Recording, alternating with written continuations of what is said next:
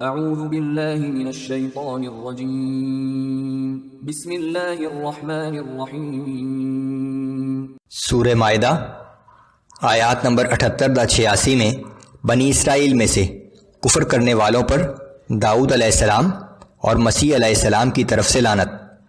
یہود اسلام دشمنی میں کفار مکہ سے دوستی کو ترجیح دیتے ہیں۔ اسلام دشمنی میں یہود، مشرکین اور نصارہ کے مزاج کا فرق۔ حق پرست نصارہ کو تحسین۔ اعوذ باللہ من الشیطان الرجیم۔ لعن الذین کفروا من بنی اسرائیل علی لسان داود وعیسی بن مریم ذلك بما عصوا وكانوا يعتدون۔ بنی اسرائیل میں سے جن لوگوں نے کفر کی روش اختیار کی تھی ان پر داؤد اور عیسیٰ ابن مریم کی زبان سے لعنت کی گئی تھی۔ اس لعنت کا سبب یہ تھا کہ انہوں نے نافرمانی کا رویہ اختیار کیا اور حد سے تجاوز کرتے تھے۔ كانوا لا يتناهون عن منكر فعلوه لبئس ما كانوا يفعلون۔ اس لعنت کی وجہ یہ بھی تھی کہ جو برے کام وہ کرتے تھے ان سے وہ ایک دوسرے کو منع نہیں کرتے تھے۔ کیا ہی برے فعل تھے جو وہ کیا کرتے تھے۔ ترى كثيرا منهم يتولون الذين كفروا۔ آپ ان یہود میں سے بہت سے لوگوں کو دیکھیں گے کہ وہ کافروں سے دوستیاں کرتے ہیں۔ لبئس ما قدمت لهم انفسهم ان سخط الله عليهم وفي العذاب هم خالدون۔ جو اعمال وہ اپنے لیے آگے بھیج رہے ہیں وہ بہت ہی برے ہیں کہ ان کی وجہ سے اللہ بھی ان پر ناراض ہو گیا اور یہ لوگ ہمیشہ عذاب میں مبتلا رہیں گے۔ وَلَوْ كَانُوا يُؤْمِنُونَ بِاللَّهِ وَالنَّبِيِّ وَمَا أُنزِلَ إِلَيْهِ مَا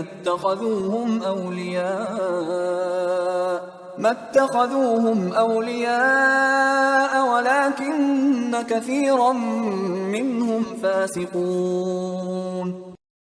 اگر یہ لوگ اللہ پر، اس کے نبی صلی اللہ علیہ وآلہ وسلم پر اور جو کچھ ان کی طرف نازل کیا گیا ہے اس پر ایمان لے آتے تو کبھی کافروں کو دوست نہ بناتے، لیکن ان میں سے تو اکثر لوگ نافرمان ہیں۔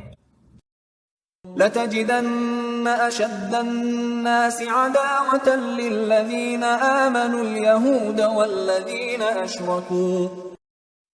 تم لوگ مسلمانوں کی دشمنی میں سب سے زیادہ سخت یہود اور مشرکوں کو پاؤ گے۔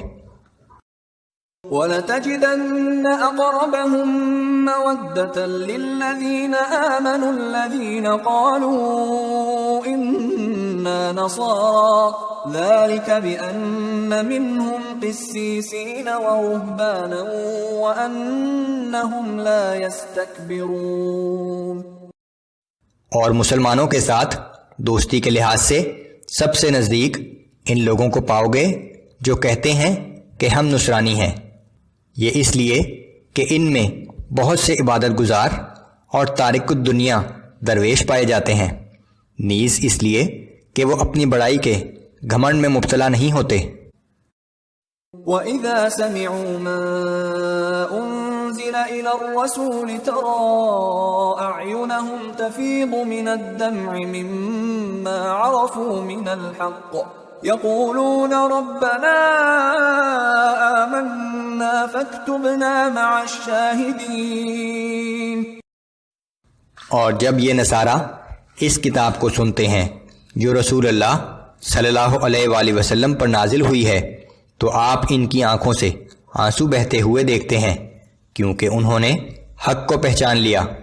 وہ کہتے ہیں کہ اے ہمارے رب، ہم ایمان لے آئے، پس تو ہمارا نام بھی حق کی گواہی دینے والوں کے ساتھ لکھ لے۔ وما لنا لا نؤمن بالله وما جاءنا من الحق ونطمع أن